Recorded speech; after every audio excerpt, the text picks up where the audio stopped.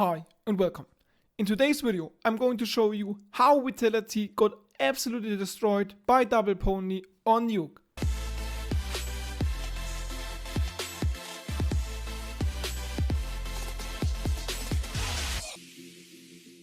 Apart from the great game plan of Double Pony, it all came down to 5 points in the end.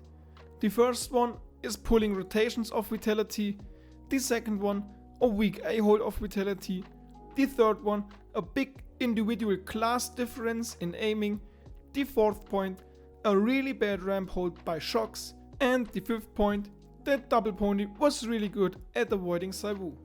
Let's start it off with the first point, rotation.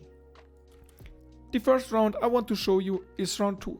In this round, Double Pony is putting pressure onto outside with a smoke right here, which is going to keep ZywOo back in garage, and they are putting pressure onto ramp with this Molotov right here.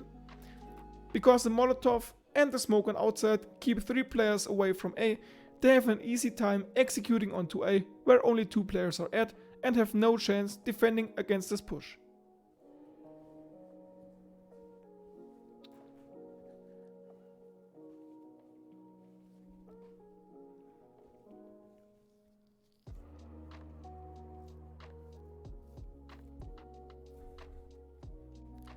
The second round I want to show you is round 6. In this round, Double Pony is throwing 2 outside smokes, but more importantly, ZywOo gets an opening kill onto Choco right here. Still, in a 4v5, 2 outside smokes are keeping ZywOo on outside and Apex down on lower, which you can see right here. And of course, they still have in shocks a ramp player, meaning they have only 2 guys on A. So even in a 4v5 situation, Double Pony is keeping the A side hold really weak. Afterwards, they continue to hit A, but this time they get shut down by a nice crossfire of Misutaa and Kjojin.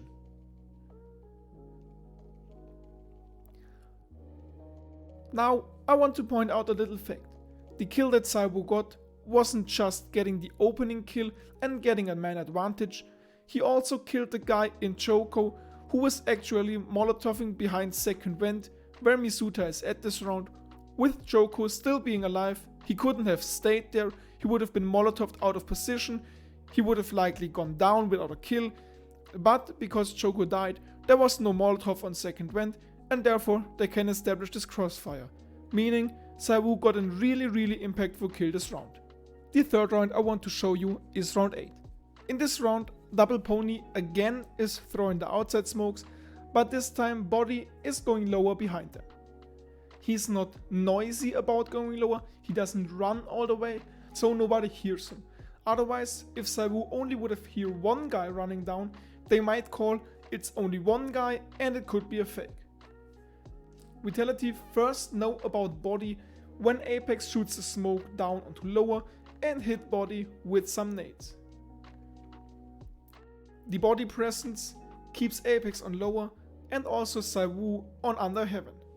In my opinion, Double Pony is missing a little bit the timing right here because they are hesitant and waiting to hit A even after they got a kill onto Misutaa, and because of it ZywOo gets a kill and then Kjojin gets a nice double kill onto Choco and Lucky. Because of it, Vitality win a second round. If Double Pony would have just hit A faster or went more together after getting the opening kill onto Misutaa, they would have easily won the round again. This time they are too slow and therefore lose the round. The next point I want to touch on are the weak A-holds, starting it off in round 9. In this round, Vitality even have 3 guys on A, but still can't manage to hold A side. Mainly because they can't establish any crossfires. I want you to take especially a look at Misutaa and Kjojin. If we pause it right here, you can see that Double Pony is able to go out of hut and take a fight onto Kjojin without Misutaa having any potential to refrag them, just like it's going to happen. And afterwards, Misutaa even fails his aim duel against NBK.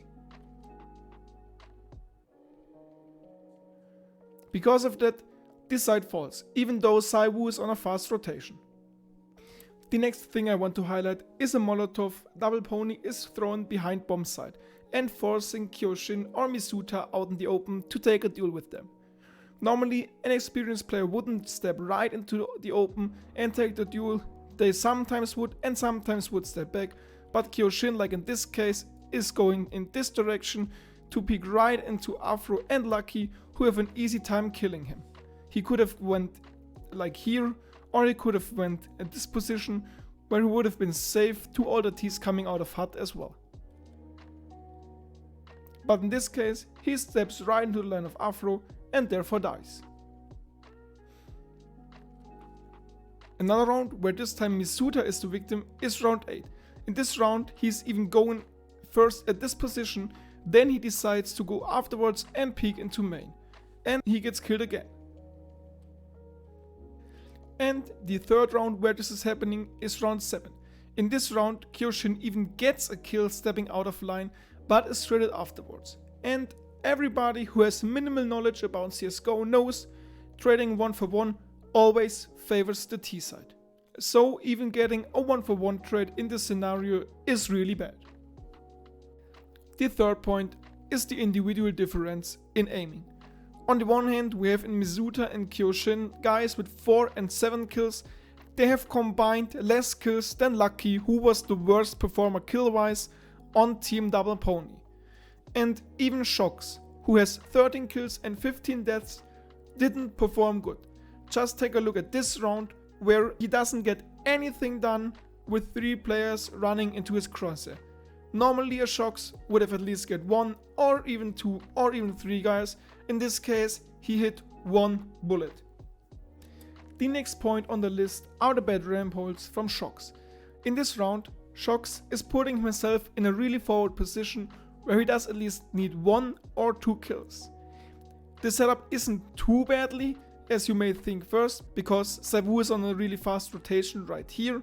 The problem is, if Shox doesn't get anything done, ZywOo's rotation is too slow and therefore they could lose ramp. Shox doesn't get anything done apart from 1 bullet hit and therefore ZywOo's rotation is too slow and he gets killed afterwards as well. Therefore they lose ramp and another round. The next round where Shox's ramp hold was really bad is round 13. In this round, no rotation is nearby, with ZywOo playing in secret, and therefore Shox has to hold ramp alone. In such a case, you don't want to die on ramp, you want to get 1 kill and fall back. And therefore Shox's positioning is really bad. He positions himself the way that he has to get 1 or 2 or even 3 kills to be competitive in the round and have a chance. And he can't fall back easily from this spot. It would have way better if he just played right here, where he could have aimed like this and got 1 kill and fall back, or position yourself on top of the railing like this and aim into here and get 1 kill and fall back. He decides to take a more aggressive stance where he fights, doesn't get any kills, and therefore the round is pretty much lost already. Especially if you're having a bad game, you don't want to fight too much, you just want to secure info. Shox secures them info, but he doesn't get anything more and he's dead afterwards. The next round where Shox's ramp hold is really bad is round 14. In this round, he's positioning himself again in a position where he has to fight in order to get anything done for his team. He could have again just taken a more passive one. He's playing really offensive, gets 1 kill, doesn't get anything more, and in this case it's enough, but trading 1-for-1, as previously said, doesn't favor the CT side, especially not if you lose such a big part of the map like ramp. Luckily for Shox, they still win the round. The last point on the list is avoiding ZywOo, and they just managed to avoid ZywOo with not going outside that often. They went outside as a team once, where ZywOo got a 4k, Vitality still lost the round somehow. Then Body was lurking outside in round 12, and Body went lower in round 8.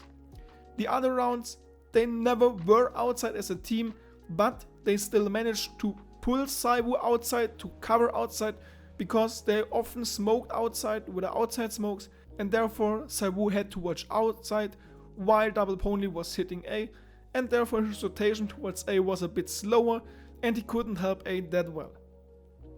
Because of all these 5 previously mentioned points, the rotation, the weak A hold from Vitality, the individual class of Double Pony compared to Vitality, the bad ramp hold from Shox and avoiding ZywOo, Double Pony really destroyed Vitality on that map. The only question left is, do we have to be worried about Vitality in the future? And if we look at the points separately, there is a solution for each point. The easy solution for the point rotation is, on the one hand, maybe gamble a bit more, so you leave one point of the map open, like outside when they almost never go outside, and have instead 3 guys on A, or just be a bit more aggressive on points like ramp, you could just push in more, or outside. They could have easily pushed outside the whole game Vitality, which they didn't realize. The solution for the second point for the weak A hold might be the easiest one, it's just time.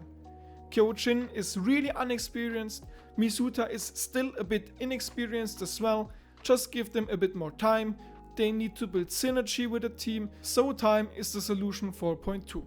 The solution for being bad individually is just have a better day.